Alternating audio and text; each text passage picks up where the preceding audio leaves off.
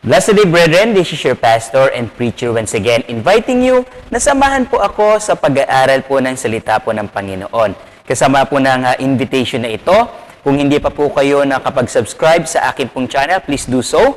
At again din po, hit notification bell upang makatanggap po kayo ng notification every time na mag-a-upload po ako ng mga video sa ating pong daily devotion. And feel free na i-share po ang mga mensahe po na ito ng Panginoon sa ating pong mga mahal sa buhay upang sila rin naman po ay magkaroon ng blessing mula po sa salita po ng Panginoon. Atin buksan ang ating pong mga Biblia sa aklat po ng 2 Corinthians chapter 9 in verse number 14. Ang sabi po sa atin ng salita po ng Panginoon, "And by their prayer for you which long after you, for the exceeding grace of God in you." Let us talk about that exceeding grace of God towards us. Meron po akong narinig na isang conversation between sa isang nakaka-LL na pastor, nakakaluwag-luwag na pastor, at sa isang bagong missionary, batang missionary po. At narinig doon po sa kanila pong pag-uusap, kaya tinanong nung isang nakaka-LL na pastor, yung pong bagong missionary, sabi niya, kamusta naman ang gawain, kapatid? Sabi niya, ito po pastor, sa biyaya po ng Panginoon, ay hindi naman po pinagkukulang ni Lord, bagamat ang ulam namin kadalasan ay mga dahon-dahon, mga gulay-gulay, ay maayos naman po ang gawain at ang kalagayan namin. At isa pong nakakapagtakang salita po, hindi ko alam kung nagbibiro o ano po yung pastor. Sabi, biyaya ng Panginoon, tuyuin ulam nyo, ganyan kinakain nyo. At sa akin po, ay napag-isip ako, ang biyaya ba ng Panginoon ay nasusukat po doon sa mga dakilang bagay na mayroon po tayo. Sa panahon po natin ngayon, mga kapatid, na pandemic, sa panahon po natin ngayon na yung iba ay nawalan ng trabaho, at ang mabigat pa nga, sa ibang party po at sa iba pong mga kapatiran natin, hindi lamang po trabaho nawalan na ng pagkakakitaan, nawalan pa ng tahanan dahil po sa mga bagyong dumaan. At sabi nga po sa atin, balita po ay mayroong pang parating na 3 pang mga bagyo bago po matapos ang taon po na ito na inaasahan po nila. Now, paano po magpi-fit yung grace ng Panginoon, yung exceeding grace ng Panginoon towards us sa atin pong panahon at kalagayan po ngayon, mga kapatid? Pero bago po natin puntahan po yan, dapat po natin maunawaan ano bang ibig sabihin ng exceeding grace ng Diyos sa atin. Okay?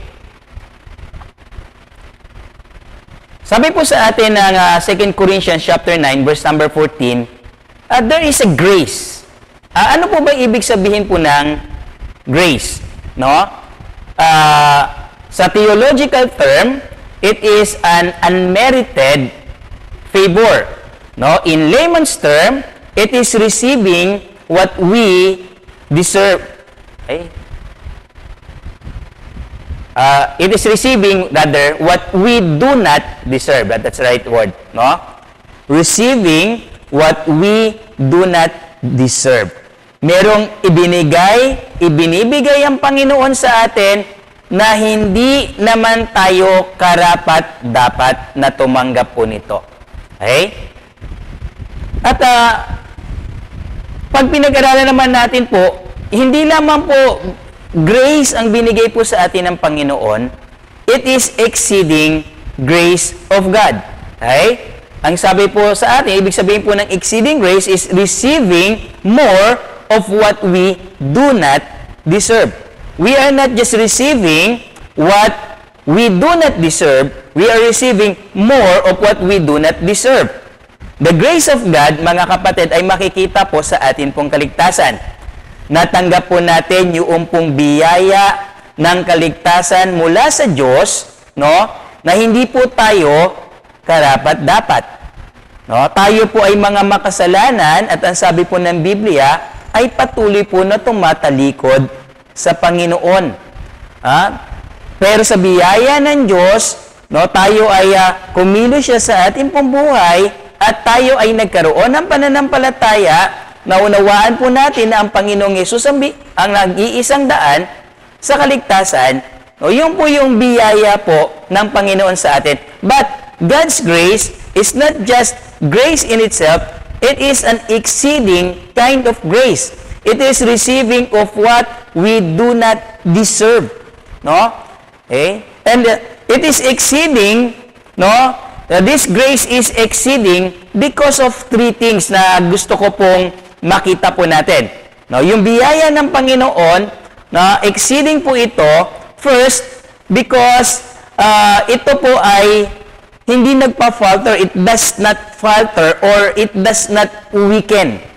Kapag ang Diyos ay nagbigay ng ganyang biyaya, mga kapatid, hindi po ito nawawala. Kaya nga yung kaligtasan na mayroon po tayo, it does not weaken by time.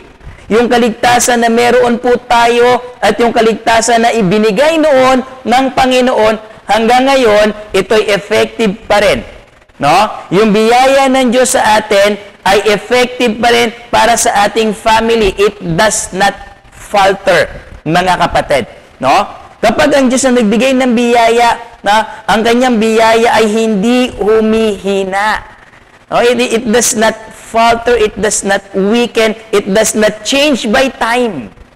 Pangalawang bagay po, mga kapatid, na makikita po natin, ang biyaya ng Panginoon, it does not fail. Kaya nga po nananampalataya tayo, once na tinanggap mo ang Panginoong Yesus bilang tagapagligtas, no, hindi po ito nawawala. Ang kaligtasan ay hindi po nawawala. May mga nagtuturo na kapag ikaw ay nagkasala, ay mawawala ang iyong kaligtasan. Unbiblical po yun. Wala po yun sa Bible. Sinasabi po sa atin ng Biblia, ang kaligtasan hindi nawawala. It does not fail. At it does not fade. No? It does not falter. It does not fail. It does not fade. By time or by usage, mga kapatid, hindi po ito nabubura. Ibig sabihin po, when God gives His grace, hindi po ang Diyos bigay-bawi. Yun po ang kaibahan ng reward sa grace. Ang grace po, mga kapatid, ito'y binibigay kahit hindi tayo deserving. Ang blessing po ng Panginoon ay reward po sa atin, no? At pwede pong mawala kung hindi po natin gagawin ay pagpapatuloy yung tamang ginawa natin kung bakit natin na-receive yung blessing. Pero ang biyaya po ng Panginoon, hindi po ito nawawala. Hindi po niya ito inaalis po, no? At ito pong biyaya po na ito, mga kapatid, hindi lamang sumasaklaw sa kaligtasan po natin. Ito po ay sumasaklaw sa napakaraming aspeto ng atin pong buhay. At ang biyaya po ng Panginoon, mga kapatid, no? Kaya sabi ko nga, hindi lamang po sa kaligtasan, ito po ay maging sa araw-araw na buhay na mayroon po tayo. God's grace is exceeding, no? Because it does not fail, it does not falter, it does not fade. Panghawakan mo ang biyaya ng Diyos sa buhay mo. You have God's exceeding grace, kapatid. Panghawakan mo yan, huwag mong bitawan yan. And let us be reminded every day that God's grace is exceeding towards you. Now, sinabi ko kanina, no, ang biyaya ng Panginoon ay hindi na po sa kaligtasan at ito ay pang araw-araw natin pong nararanasan. Paano po ito nakikita? No, saan po area ng buhay po natin makikita ang exceeding grace ng Panginoon? By the grace of God, bukas po ay itutuloy po natin ang ating pong pag-aaral po na ito At saan ba po makikita ang biyaya ng Panginoon na napakadakila, exceeding kind of grace? God bless you all.